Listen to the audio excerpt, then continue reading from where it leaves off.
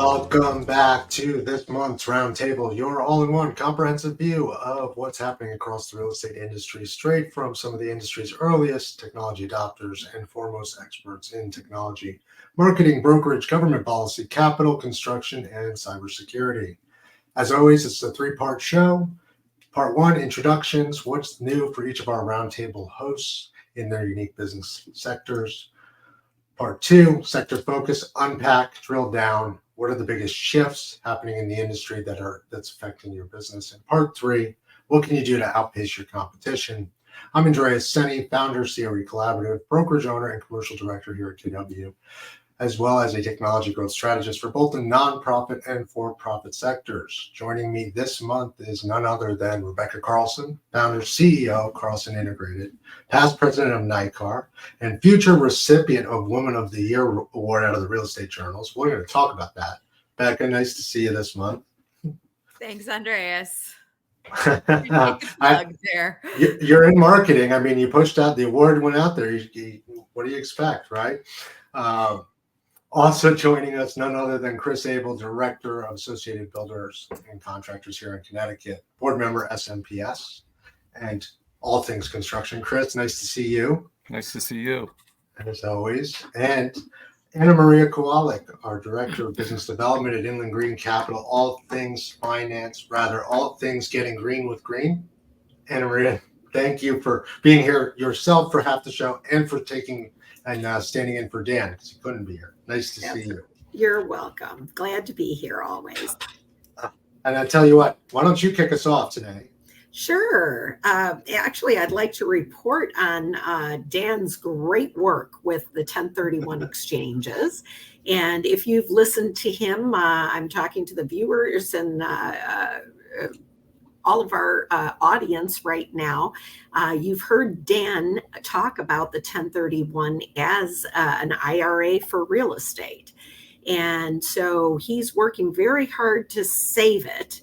And he thanks everyone for giving him the opportunity to keep a job by all the back and forth that the 1031 exchange has had over the years politically. It's like one of those footballs that keeps going back and forth.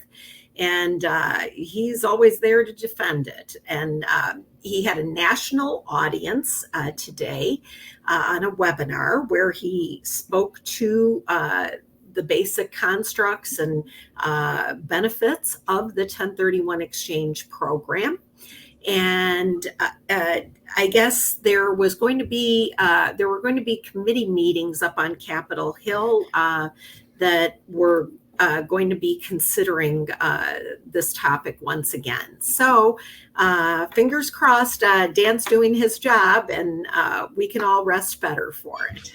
Right. Well, so for those that don't know, the 1031 is the 401k for commercial real estate investors, right? It allows us to roll our investment, to take that capital gain and roll it into something else, to continue to consistently reinvest our funds if we're in an investment and development. Or if we're farmers and we just inherited our farm and we need to sell it and so on and so forth. So incredibly important. Those that aren't paying attention, right? Your congressman, pay attention. If we lose it, it will stall commercial real estate. I'm going to say it just like that. Is that true? Totally. That's correct, because all the improvements that go into properties or might not go into a property because someone's holding it, afraid of incurring the capital gains tax and therefore holding back. But if they can exchange into something more amenable, and then someone comes in and takes over and guts the place and turns it into something else, that's always a good thing. It creates jobs. It uses resources. It materials, construction wise, etc. It increases the insurance. It just works for everyone, and it's a multi-layered, very tangential. It's like a dominoes game. Yeah, it is an essential part of the cycle of real estate. Birth, rebirth, development, maturity. Without it, why would I repair my asset? Why would I improve my asset? Why would I sell my asset? The longer I hold an asset, the more money I keep from the cash flow, assuming I pay down my debt. And if the asset goes up in value, which is what we're here for, and I have to pay all that tax on it, I'm not going to want to sell it. It's just that simple.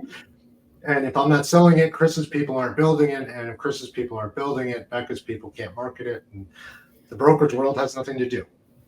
Speaking of building and marketing, Becca, you're to my right. I'm going to jump over to you. How is the investment world, how's the marketing world doing here in May? So things are very busy. Looking forward to upcoming, probably sector dependent, but for me, with the upcoming shopping center convention in Las Vegas, it's been all preparation all the time, last minute materials and brochures, finding a printer in Las Vegas for our backup, just in case things don't get printed in our clients' geographical areas. I'm going to be doing actually shipping tomorrow, starting that process for various clients. So we're seeing a lot of activity there from a business development standpoint.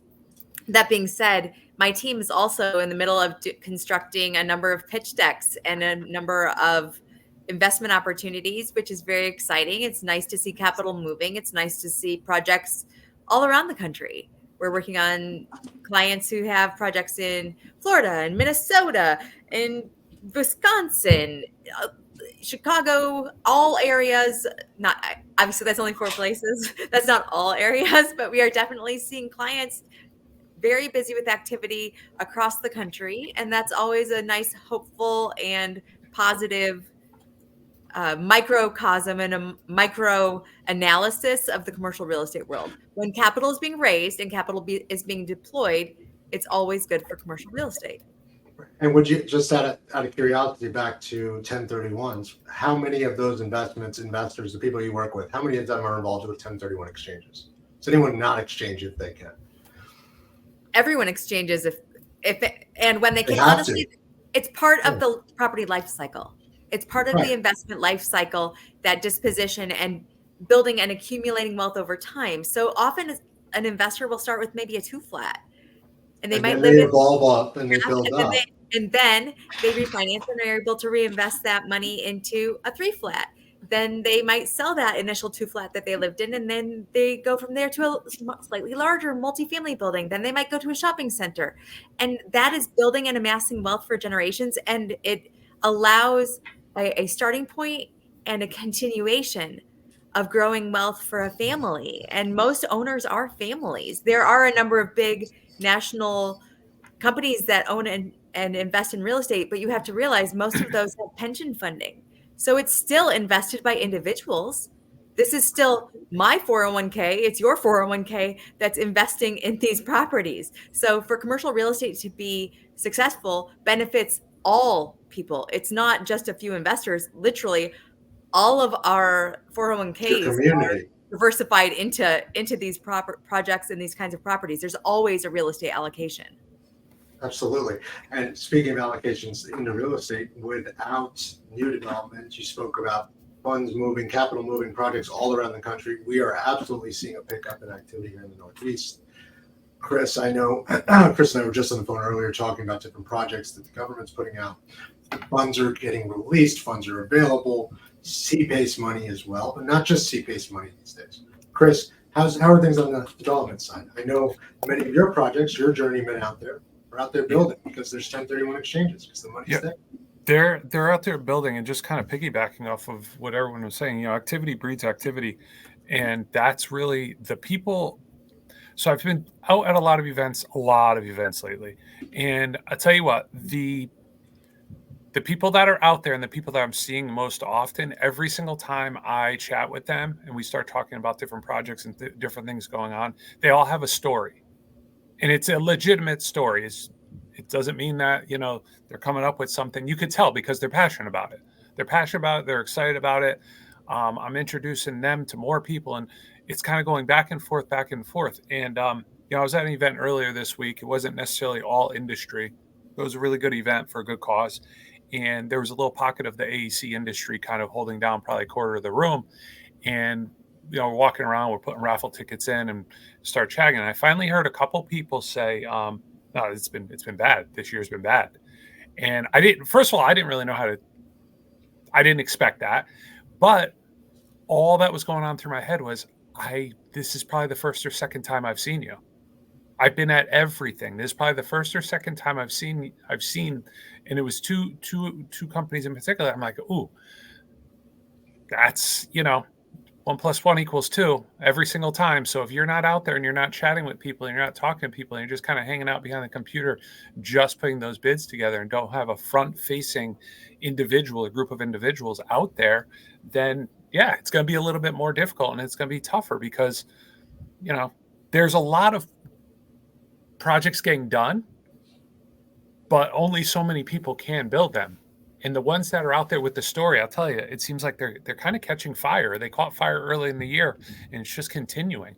So it's interesting. Well, that And then goes the back subs to the no subs are just loving CC&B. it. What's that? Go ahead. That This- goes back to no CC&B. No complaining, criticizing, Yeah. or blaming. Exactly. Complainers don't produce, and producers don't complain. But what are your Exactly. subs complaining on? The subs, actually, to be honest with you, they've been doing pretty well because the thing is, they don't have these giant groups of tradespeople working for them anymore. And if they do, that's what they have. That's what they have. They aren't going to bring in, if an electrician needs 10 more, 20 more electricians, it's not going to happen. They've settled in and they know that. So they know what they can handle at this point. If there's a lot less biting off more than they could chew on the sub level. So they're taking on the jobs that they can handle and they're trying to work and do the things that they can do. So And what not you're saying complaining is about this- GCs ever. They're never complaining about GCs or CNO, but that's all part of the business too, though. But what you're really saying is those that are in the market and actively executing are there making money, which is exactly what we're seeing. They seem to be where a year and a half ago, 2 years ago, as quickly as that time went by on this show, it was, I'm just trying to keep the business open, keep the doors open, and keep my people, kind of keep my people fed. It seems like things have settled a fair amount. We still have issues up here in Connecticut with apprentice ratio and things like that, but Okay, it's so good. it's the country and kids going to college, so invest in Connecticut. Well, It's fun. real quick, I'll touch on this because we talked about it previous to the show. So yesterday, ABC had their Career Day event. Soft spot in my heart for the event. That's where they found me. I used to be tabling at the event and had a booth. It is the most hands-on, immersive construction career day experience these high school students are getting in one day in the state. There's about 800 to 900 high school students. They come out, they get their PPE, brand new hard hat, brand new everything. They get a quick safety orientation from a real safety professional, and we just unleash them on heavy machinery. They're climbing up poles that the UI put in the day before. They're learning about everything. I'm going to make sure I post the news clip in the chat. I'll tell you what, we limited the amount of students a little bit, and we had a huge waiting list. But there were less students this year wearing their brand new, hey, I'm here for a field trip. Guess where I'm going tomorrow, with their brand new college sweatshirt, University of Rhode Island, UConn sweatshirts. That was always, every time I was there, that's what you saw. And yesterday you saw more kids coming out, hoodies, work boots. My teacher told me we were going to be doing some work. I didn't want to get my new shoes dirty. You want me to wear a hard hat? I'm wearing a hard hat. The amount of kids I didn't have to remind, like the too cool for school, I don't want to mess up my hair.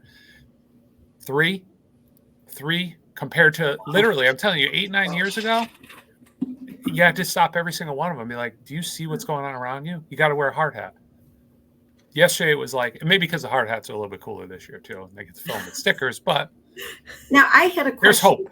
for you, Chris, because Yes. today in one of the industry publications, Yep. Which has the name construction in it, Mhm. said that private project spending was down. Yep. And I have noticed, still restraint with financing. Yeah. And even though C-PACE has been slow but steady, very steady, there are still other financing components that go into a project. Yep. And they're still lagging behind a little bit requiring more, giving less, Yep. and Yep. that kind of thing. So what has been your experience recently with that? I've seen some projects put on hold for kind of more attractive ones that they seem to get the funding squared away a little bit quicker. I was actually with a couple of developers earlier this week, and I asked them about very specific projects, private projects, very specific projects that are close to my home, and I drive by every single day. And they kind of gave me the look of like, let's not hold our breath on that one right now. And last I knew, this was supposed to be a demo job, 2 months ago, and now they've moved on to other things that I think their funding is coming a little bit, it's less cost, and they're kind of jumping on that quicker. Everyone seems to be doing. There's just so many multifamily and large residentials absolutely everywhere. And the funding for that, I mean, you probably see more on your end. It seems like the funding for that, because of the need, has been a little bit easier to get as opposed to some of the retail stuff. And there's been a lot of talk in Connecticut recently about the malls, what they're going to be doing with the malls. That's a hot topic again. But I think there's such a cost incurred with trying to do that. And if they can actually turn it into something that's attractive, that I see some of the people I'm dealing with just kind of going into some smaller jobs where they know that they can build it quickly, they can get people to move in there, and everyone will be happy. So I don't know if that answers the question. No, I think that's key. Yes, absolutely. Because, it's a little bit easier seeing things come together on the retrofit project than on the new construction. Yes. And so, that's been my own personal experience. But I just, because I'm short for time today, I'm going to have to break in about 10 minutes away. Actually, I want to bring up a couple of things. So why I'm breaking away is to join Dan Wagner at a Martin Luther King Advisory Committee board meeting. You may remember, I think Dan talked about it before, that the Inland Group was very instrumental in helping bring back the annual Martin Luther King breakfast in DuPage County here in the Chicagoland area. And so this is an all year long buildup. We finished the breakfast in January, and we're all ready to fundraising and getting community support on board. And so that's what I'll be doing right after this call.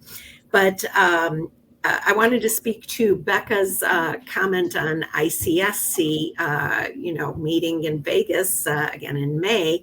And so that's where a lot of Inland's time and efforts are going these days as well.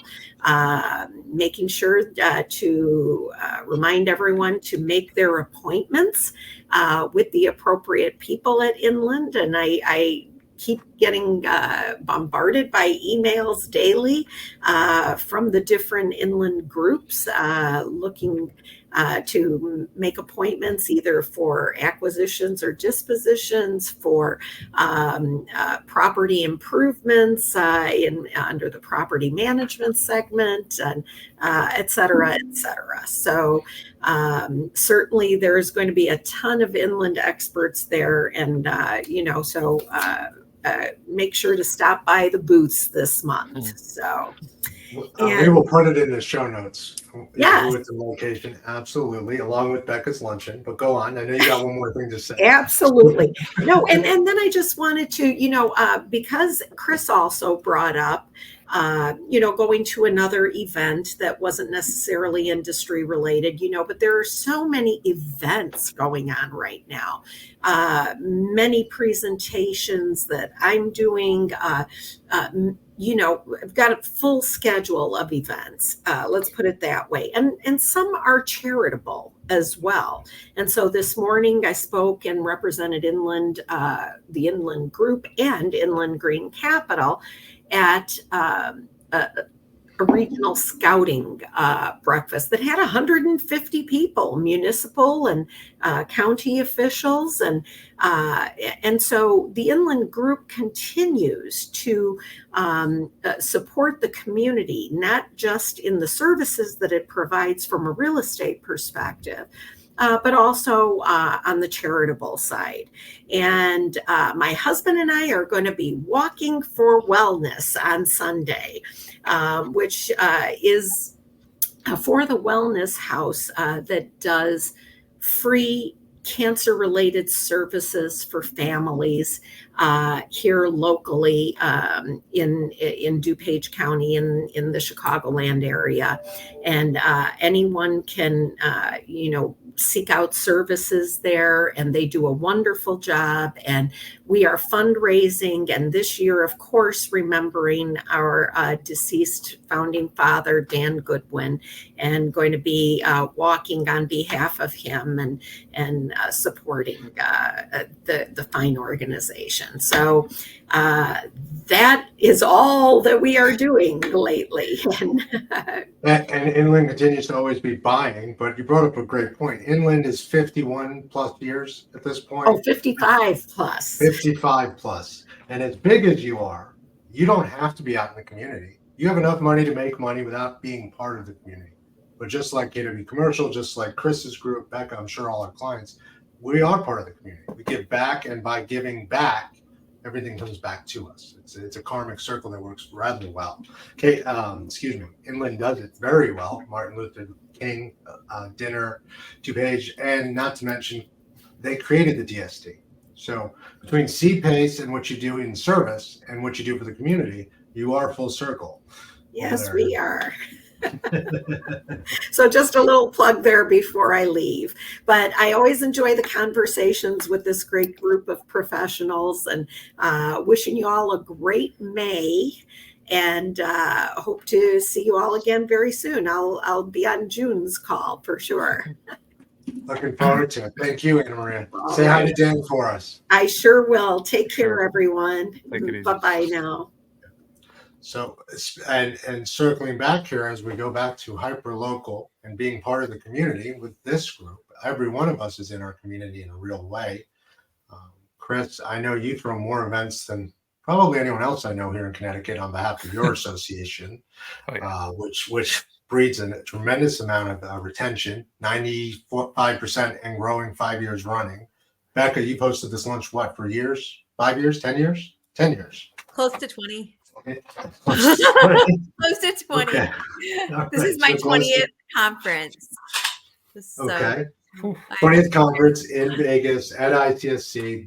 This will also be in the show notes. And Chris, back to what you had said about people showing up and actually showing up and being ready, willing, and able to work, and not being entitled enough to say, hey, I don't want to work, or I won't. Yeah. That marks a drastic change for me. That's news to me. And I'm excited to hear it in this space as we move forward. What was interesting? Was just go back real quick. The retrofit instead of the new, as far as building. Reuse, adaptive reuse is 90% of buildings are headed that way. It's cheaper. Yeah. So it is. A lot of the contractors going out. That's where I know there's a little bit of there's also a little bit of back and forth between the contractors and developers, pretty much all entities, the owners, there's all the entities, because, there's a lot of cost. There's a lot of cost, and there's a lot of, there could be a lot of hidden cost in the retrofit stuff that the owners may not notice, that a contractor may notice, or that a contractor may see. And it's usually, it could be mechanical, it could be site, it could be, whatever the case is. It's usually not but in some cases, the contractors just want to kind of knock things down and start from scratch because they don't want to be responsible for what's there. Well, that's true across all our industries. Yes. It's easier to start from scratch, sometimes more expensive, but yes. Nobody wants to work on someone else's work.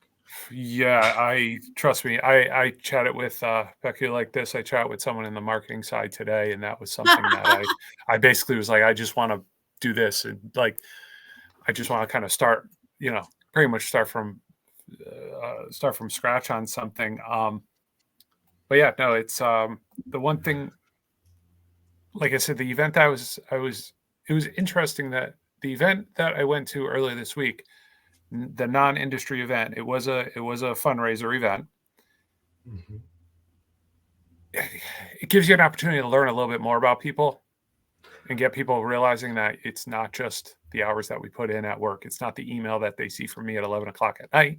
It's not the 7 a.m. that they're sending me. I even had somebody, oh, you got to find any new members while you're here? And I kind of give them a look, and it's like, no, I'm not, it's not. But those I'm are the here. intangibles you're talking about. When you're It is. out and about, you're at these Yep. events, the intangible, Yes. we never know where business is going to come from. Yep. And then on top of it, I mentioned about having that story. Kind of interesting that the couple of people I ran into that kind of were like, oh, it's been rough. It's been a what show, to say the least, literally. And I'm like, and this was a conversation between, it wasn't to me, it was a conversation between 3 or 4 people. So now you're saying that in front of 3 people, which is fine. But it was one of those things where like, we're definitely not here for the industry right now. We're here for a cause, and we're definitely not here for the more the negative vibe. Nice Right. people. It has nothing to do with that. CC&B. Yeah, No I saw the same criticizing or person. blaming. Yeah, I saw the same person today. Drove by, super big smile, wave. I wave. It's all good, but it's one of those things where I'm like, oh, and all I could think about was like, oh, and this comes from my networking mind where I'm going, just stop, just don't do it, because you're just kind of you had a bad day, and you're causing it to make it seem like you've had a bad year, which maybe it hasn't been the greatest, but maybe it's not even that work related. But it was just one of those things where I'm like, oh man, and then you're about to hear some really bad stories about some really bad stuff we're trying to raise money for. And it really should put, so I was kind of hoping they left with some perspective. Yeah. Right. It could have been worse. You could have been the guy, it could have been in Hawaii during the fires. I mean, there's so much worse out there, regardless of wherever you are in your life. But I do appreciate the honesty too. So there's something to be said about that. The trust in who they're saying it to, and knowing, so. Oh, the confidence and the trust in you to talk about so freely with you. But it's difficult, right? I mean, look, I'm in rooms where there's absolutely a herd mentality, and it's easy for people to complain, and it's easy for people to fall into a slump. Those aren't the rooms I want to be in. Yeah. And if that's the room, I go to another room. Yeah. And there's plenty of rooms where people are succeeding. And if you're not hearing any no's in life, you're not asking enough questions, right? You're not asking for enough business.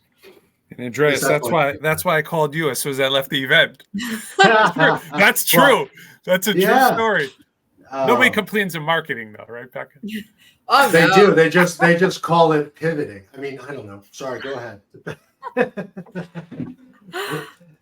What on the marketing side? Let's talk pivoting and adjusting for today. I think there's an element that when I'm talking marketing strategy with people, we talk about like where your business is, where you want your business to be. And then we talk about like aspirational conversation around that, because where you're at now is never where you're going to be. So building that even into a strategic marketing plan or a strategic messaging plan, recognizing that there is an aspiration to it. There's something else you can be doing. There's something more you want to do with your company, with your business, with your career. It's always got to be forward looking. It can't be rear view mirror. You cannot be looking back and be working on move on the next stage of life. And that's kind of a reality, right? Life has a little bit of that chapter concept of like, okay, so we had a bad chapter. We're going to close that because we got to keep going. And I think marketing in particular, by nature of the industry, is almost always forward looking. We want to be reflect on and understand where we're at, but there has to be a roadmap of where you want to go. Otherwise, there's no point in marketing. Well, your rear view mirror is this big and your windshield is this big. It's on purpose. Right? Exactly. Yes. Yeah. So go ahead. No, it's Becca, it's hilarious that you I literally have the words future thinking, past will come back to haunt you. I've always taken some notes kind of before our show as to remind me of little things. And I literally, those were the first 2 things I wrote about the idea of this future, this future thinking. I absolutely love I deal with a lot of individuals in marketing. I working with marketing and business development people as members. That's like usually that's one of the keys to retention, because they're the ones that will see the value quickest. Yeah. And they're the ones that can report back and be like, what do you mean not renew? Like, did you see this? Did you see that? You know, did you see this in the newsletter? Like, there was no money out of pocket there. That would originally cost me whatever. You know, we send a press release to him, he puts it out. But one of my favorite things about dealing with marketing, especially when I deal with my folks at SMPS in Connecticut, I'm not a marketer by trade. I just end up landing in it a lot. So I'm there to learn. Like, I'm here to learn from Becca. I'm here to learn from the people from SMPS. Is when they walk into a place and they end up finding that closet or that space where they have all the old stuff, the old marketing stuff, The artifacts. because the owner but not like the stuff that you're going to see in the Business Hall of Fame. You're talking, I found it today. I was upstairs at our storage thing and I'm going, this stuff is, for some reason, there's people in that office that think it's going to come back. The old logo is going to come back and we're going to give away those stress balls instead of the new ones. And how many times, Becca, do you see that when you're out and about? It may not be figuratively, like literally, but even digitally, like, why are all those files there? Why do you we have them in ours where we have Going retro on your brand. Yeah. Going, okay. Yeah. But there's no intention of it. It's just people don't want to throw it away. And then my marketing friends go in there like, this is never coming back. Throw all this old stuff away. So I love that. And I would agree with that, but I had a client that was working on a flyer this week, and there was something I wanted to have on it, and it was a property that they used to own, just illustrating that they like kind of the portfolio that they've owned in this particular state. Yeah. So the last time I was at that property, I was there with my family over spring break. We decided that we were going to take a detour because it was a parking lot in Gatlinburg, Tennessee. And so we decided we were going to drive through the mountains and we were going to stop because I wanted to see the parking lot. And it's a parking lot, you guys. Legitimately. This is not nearly as fancy as Saul's Car Wash. This is a surface lot with a little bar up and down. So my youngest was in a stroller and she's 14. So this was more than a day or two ago. I was so ecstatic when the admin of the company found in the old files, because they sold this property at least 10 years ago. She found the picture of the lot, and it took me immediately back to when I was there with my little baby in the stroller and my whole family dragged there over spring break, and everybody looking around. Of course, it's a parking lot and there's nothing to look at, and being so excited because it was like the last property in the portfolio that I hadn't seen yet. And I wanted to see them all. So even if I had to drag my family out of state for spring break. So sometimes those archives are really fun. But again, for me, it was super fun and memorable. To anybody else who looks closely at that picture and discovers all of like the aged cars in the lot, it is gonna be a relic and part of a beautiful history, but certainly not something that you'd advertise, hey, come park here today. Yeah. Well, but it could be part of a proof stack. It could be part of your history as a company and showcasing it that way. Right? Yeah. And you could have visited the world's biggest ball of twine, but this was the assignment, this parking lot on your group. Well, I got a company, one of our members, I'll give him a shout out, Domac Restoration, great company out heading your way, Andreas, in Connecticut. But I think they're celebrating like their 30th or their 40th. I can't remember. I think it might be the 30th.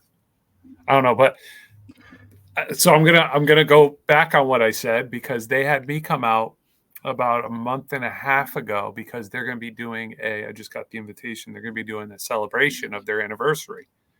And they had me come out just to chat about different things, get the wheels turning. And it started turning towards some marketing stuff. And that was one thing we talked about, was the idea of, pulling out some of the old photos, pulling out the old logo, maybe doing a cost analysis piece in the corner of how much shingles cost, because they do a lot of roofing. So there is, don't get me wrong, there's value in those closets, but it's more like the paper stuff, the flyers and the well, that's like an argument to go, to not use paper. Let's just go. You know what I mean? Let's get a shredder out there and but the nostalgia of it. Let's push our brand. I struggle with marketing because it's always a debate and who's right and who's wrong. where it Remember was. though, like it used to be press printed, not digital printing. So when I came in the industry, when I was, much young, 20 years ago, when I started in the industry, it was before digital printing really happened. So when you printed brochures, we had folders and we printed like thousands of them, like 20,000 of them, because they were going to be all the folders we were ever going to need. And they were on a printing press. Wow. Now, of course, these were folders that were the content was dated, the look and feel was dated. It was early enough in my career that I think every image in there was of men only. So it wasn't even PC, and certainly not as as society. So it cannot be recycled now, but go on. So then when we moved offices 2 years later, and already like digital printing had come into play, we'd already, of course, the address was wrong on all 20,000 brochures.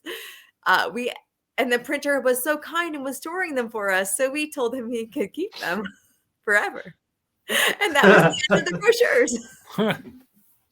Yeah, thank you, but no thank you. You store them, you keep them. We're not picking those up. They're probably in some storage unit. I have no idea. I don't know if they dispose of them at that point or if they forget about them too.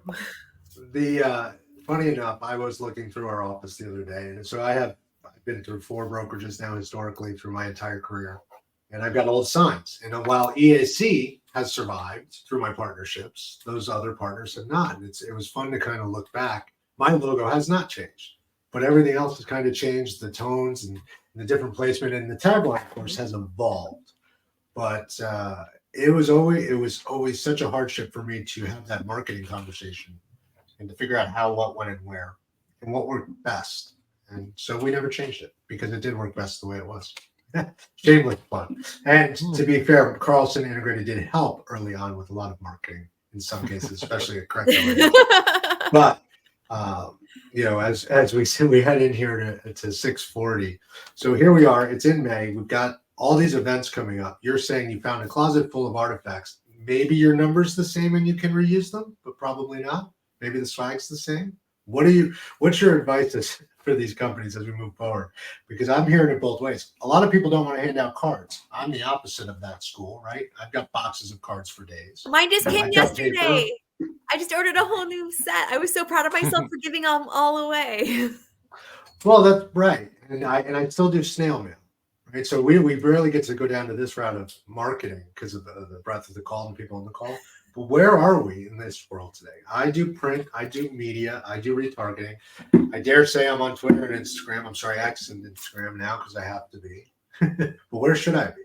Chris, you're out there getting new members. Becca, you're out there syndicating and raising funds. Where are you guys seeing success in your endeavors as far as marketing? Becca? Relationships and referrals. You can't. That's not marketing. Relationships is networking. Hold on. Or is it marketing? I feel like marketing yourself, marketing your professional brand and reputation, I think is the biggest. So hosting the the biggest events. Yeah. Hosting the events and pushing yourself. Okay. You know what I've been running into a lot is a lot of people. This is going to sound really like, I don't mean it this way, but it's going to sound a lot of people talking about me. And it's not like this, but they're talking to other people about me. You are a leader in what you do here for your association, so that's not a surprise. Like with me next to them though, like not like as if it's like Ricky Henderson, the old baseball player, using himself in the first person. Ricky did this, Ricky did that. I'm talking like I mentioned something during the conversation, and then someone says to the person next to them, like this, he knows everybody. Like he knows everybody. You have to this guy. Yeah, like while I'm there, and I don't necessarily take the compliments all well, even though it is a compliment when people say that, but I've noticed a lot more of that. So again, activity breeds activity. So I just keep I just want to keep going and just keep connecting and keep things moving because I know that my name is out there in these different spaces and in these different arenas. And I'm with the cards too, man. The hard business cards. Yeah. I do the digital. I have a digital one on my phone, but I'll tell you what, I've never But then gotten you a get call. lost, right? There's too many contacts in the phone. I don't And that's remember not, people's names. yeah. I feel Yeah. badly, but 24 Yeah. hours later, I've met 50 people at events, Yeah. like at a conference. I can't remember what name is with which person. Yeah. I'll give a pro tip to those out there, those who have seen me at events enough times. So when you hand me your card, two things. If one, your card is made of plastic and I can't write a note on it, you might as well Yep. not give me one.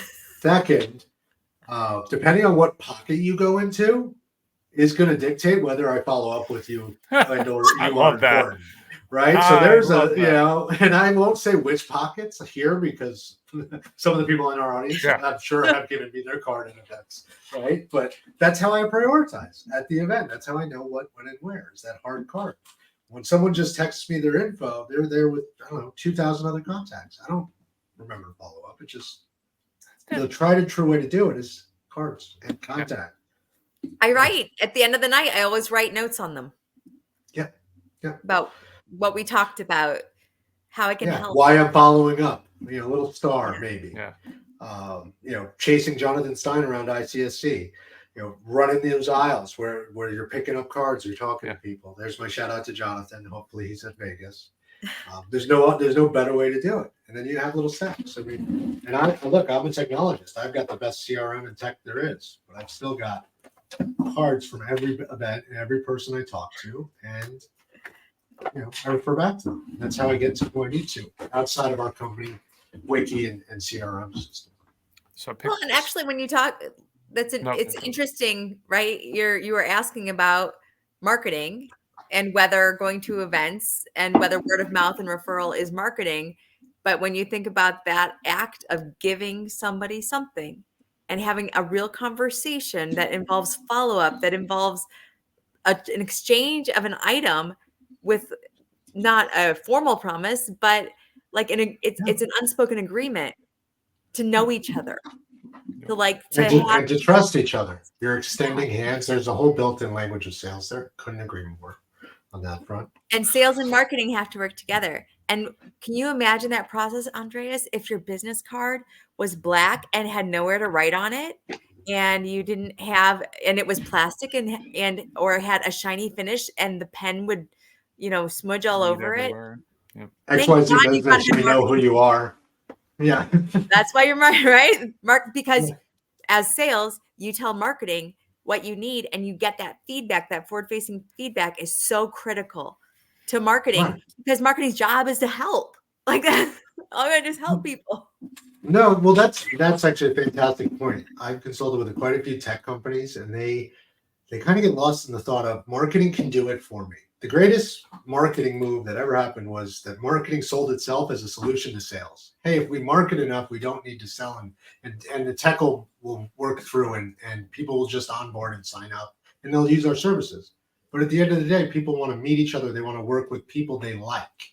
So marketing is there to make sure that people know that, hey, this is someone I might like to do business with, from where I sit. Yeah. To go back on the business card, the cards in general, this is like, I still, everywhere I go, if there is a cork board to put cards on in the properties, yeah. Everywhere. So here's the thing. I've gotten, let's say I've been with the EBC for over 5.5 years. I've gotten one phone call off of one of those cards. Okay. And the phone call was actually bumped into the guy last week, and he remembered it. And I kind of remembered after he mentioned it, and that was it. But the phone call wasn't anything substantial. The intention isn't necessarily I really have no intention of, I don't expect anyone to pick up those cards and call me. But my members, my contacts, you know how many of them have sent me a photo of my own cards? It's repetition. It's your brand being out there. Yeah. You're there without being there. So you were there for that coffee meeting, but now you're there until your next coffee meeting, because you're going to see if they're still out there and you could reposition them. I know it's such simple thinking, but at the same time, it's so important for my network, but especially my members, to know that I'm out. that I'm out there, that I'm working, that I'm running, that I'm doing this, I'm doing that. And, the amount of calls I've gotten from the people who have taken my digital business card, same thing. I might have got one or two that I know I'm getting lost in the shuffle. By the way, I love the idea of the pockets. All I could think about is like an old, you're thinking back to when you saw me at an event with you and I'm shaking like, where the hell did he people put my pocket? Like, he definitely put my card, God knows where. But yeah, I mean, it's true though. It's true that there's these little things that, the little things, and they always go back to like what Becca was saying. It's always the personal touch. It's always something a little more, quite frankly, almost away from technology a lot of the times. That usually gets it done at the end of the day. Well, especially today, keeping it human instead of AI or robotic and so on. Yeah. I will admit I have an AI tool that works in my email now that helps me draft emails.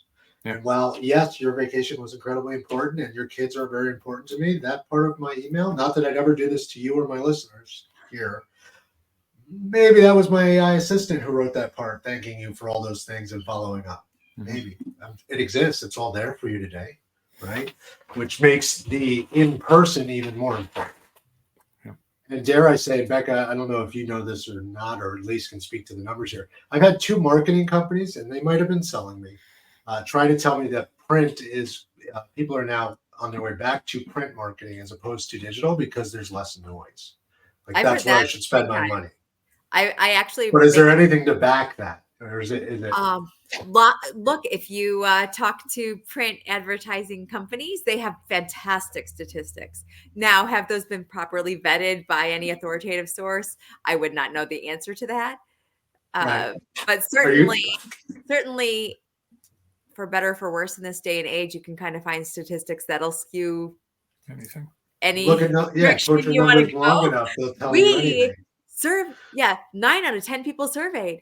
All 9 of my friends who I surveyed, and that one guy who I didn't like and surveyed said the other thing, right? Like there's a reality that where the data is from does matter when it comes to authoritative statistics. And that's part of the noise, though, quite frankly. I do know subjectively, I was talking to a wealth advisor a couple of weeks ago, very, very sweet guy. And he's like, I was quoted this amount from a mailing house and a mailing company. I think I want to try it. And I said, okay, so how are they doing? What's their methodology of finding who to send it to? And he said, well, they're doing it houses of such and such a range. And then I said, well, are they doing everyday direct mail through the USPS, which is by far the least expensive? Yeah. And you can select your mail routes. It's a fantastic tool. If you're going to do print mailing, I use it. I mean, the post office, right? That's what they do. That don't know. Those are the big postcards. Yeah. But they can be multiple sizes. You don't have to, you just have to be within some sort of confines, right? Of their parameters.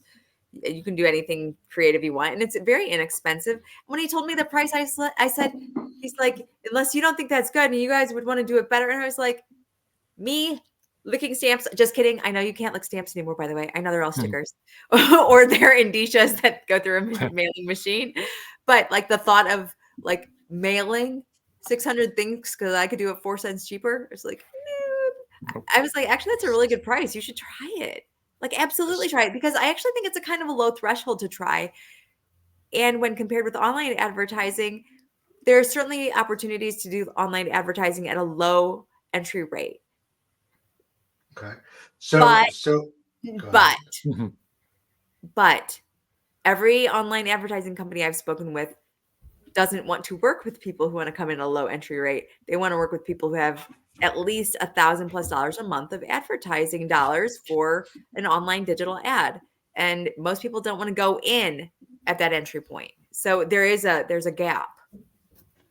Well, isn't it more, and from what I've seen online, you buy an ad like Facebook ads. It's a spigot, right? You just set up your budget and you go, and if you don't know better, it doesn't go anywhere.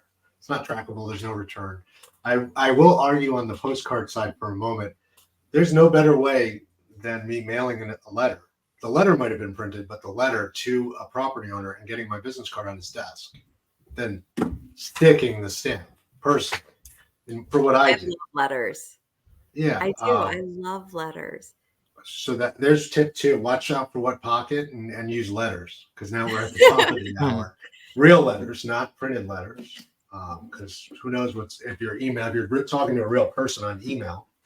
But Chris, how are your, go ahead. Or Andreas's AI tool on email. Now I know. Well, yeah.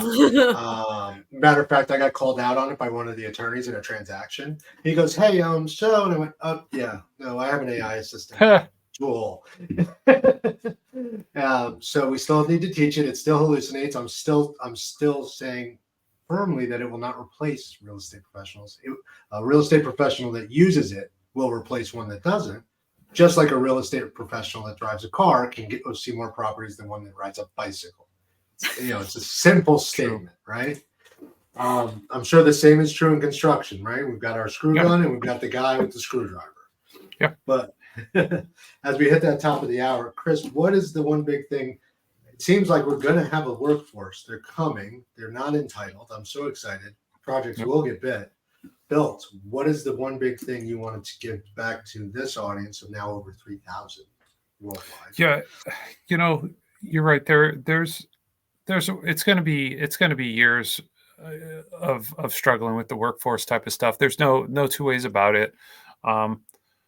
One takeaway that I'll throw out there is that something that impressed me yesterday at the event I was involved with is that it seems like the high schools, the middle schools, the guidance counselors, the career counselors are starting to catch up. They're starting to catch on. So if you're in the industry, and if you're dealing with the industry and you're dealing with contractors on the commercial side, especially, or on the residential side, is to stop and take some time to talk to some people that might be able to keep helping this along. If a school's looking for someone, I've been involved with a couple of career fairs lately. If a school's looking for someone to come talk, maybe give it a little bit of thought and understand that if you give back for maybe 45 minutes, you might actually be able to get yourself, a couple plumbers, a couple HVAC techs down the road. You got to be focused on the future, that future thinking. And that's the part I was thinking about, that future thinking. So the past doesn't just keep coming back to haunt people. And, these companies aren't, stepping over $1 to save pennies all the time. Like, get out there, talk to more people about the trades, explain what it's about. But also, my request for the industry is don't sugarcoat it either. Don't sugarcoat the construction industry. Don't sugarcoat what it is. Don't sugarcoat the fact that it's not done safely and done right. It is safe, but it is also a very dangerous profession. There are also things that it's not going to do anyone any good if someone doesn't come in fully prepared to be in the construction industry. And what I mean by that is physically they can do the work if they have to, but mentally they know exactly what the obstacles are. They know not, and I'm not doing it to sound like more, but they got to know that there are, substance abuse issues in everything, but the construction rate, substance abuse issues, suicide issues. You got to have. It won't do anyone any good if they step out there for 2, 3, 4, 5 years. They get themselves injured, a little minor injury, and then they end up on pills and stuff like that. It won't do them any good if they end up. And it's not going to do their family any good. And it's not going to be able to pass it on to the next generation if they look up and see that mom or dad, couldn't hack it in that field. So it's a matter of having real conversations with these kids, not just going, oh, I need plumbers. Oh, I need this. Oh, I need that. We got to teach them. We got to rip the phone out of their hand and teach them how to do this stuff. They need to be mentally prepared for this. This is not, there's too much of a broad focus on get them in the schools and get them trained. Get them in the schools and get them trained. My nervous part of me is always like, all right, well, what are we taking care of on the other end? Are there systems in place to make sure that they understand what they're actually getting into, and they're not just hearing that you can make a great living, make good money. My buddy who's in construction has all these toys. You got to be able to kind of get them to understand that there's a lot more to it. If you're a good, strong, independent thinking human being and you become mentally strong and become skilled, the world truly is your oyster at that point. But you got to be ready to go. You got to be ready to understand. You can't just It's not the hammer swinging, cursing and spitting days of old here. You gotta be able to dig in and really know what you're doing and be financially stable and save your money and all these little things and invest in property, right? That's right. So always a good time to buy commercial real estate. It is the safest asset to invest in. Yeah. And not only that, it's the only asset and the only investment where insider trading is not only allowed, it's encouraged. So your network really is your net worth. Yeah. But that being said, you're right. It's the resilience. People need resilience and they need endurance, and they have to just work through it and be given a chance to. So, and the only other thing is, for the other side, someone going into the industry is don't wait for someone to train you. And don't ask ChatGPT to give you the answers. Find a person to give you the answers. And watch where Andreas business card. They never hear from again. I can't. I'm so curious what emails are going to show up now. Like, well, now I know why I didn't hear back from you. But to be fair, I learned how to network and do these events in the school of you're hitting every booth. And for those of you that have been to ICSC Vegas, that's a lot of steps, right? There's a lot of people there, so you have to be fast on your feet. And it is certainly a contact sport. Becca, on your side, what's your one takeaway for the industry this month? Well, Chris, I appreciate so much all of the pieces that you just went through and the complexities of adulthood and work. Quite frankly, when we talk about training up a next generation in any of our industries, there's a reality that adulthood is hard. And I have two young adults in my home or in my family right now, and training them in such a manner has become really a top priority. And I'm understanding better some of the challenges that come along with fast and easy money and hard and low salaries. And, there's complexities on both sides.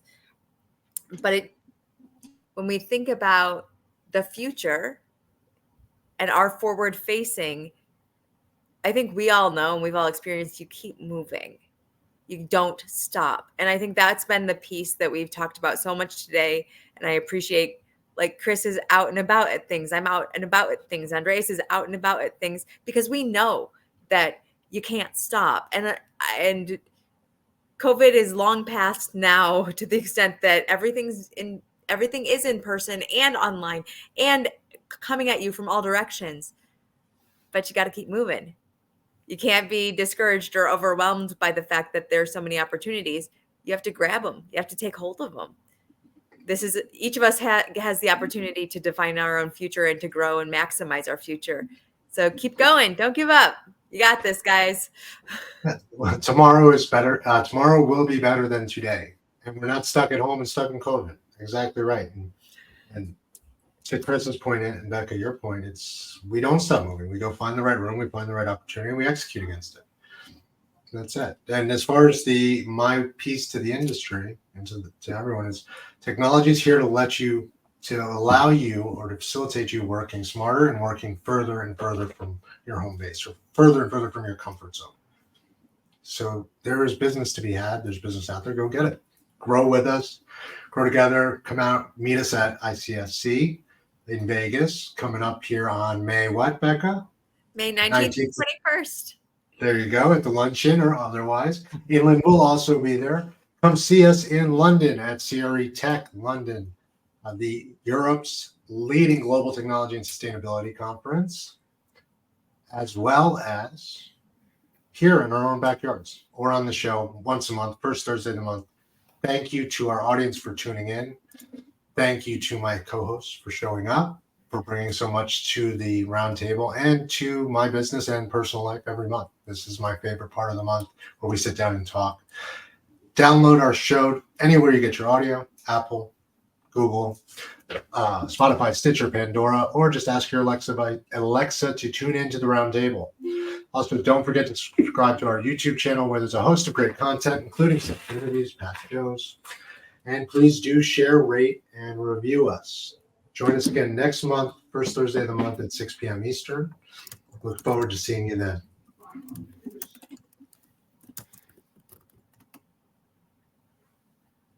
Thanks for tuning in to the Real Estate Roundtable, powered by CRECo.ai, your source for the latest in real estate and technology. For past episodes, sector interviews, and more great content, follow us on all social media and YouTube at CRE Collaborative. You can also find us anywhere you listen to podcasts. Please like, subscribe, and share. It really does help. Thanks again for tuning in, and we'll see you at the next Real Estate Roundtable.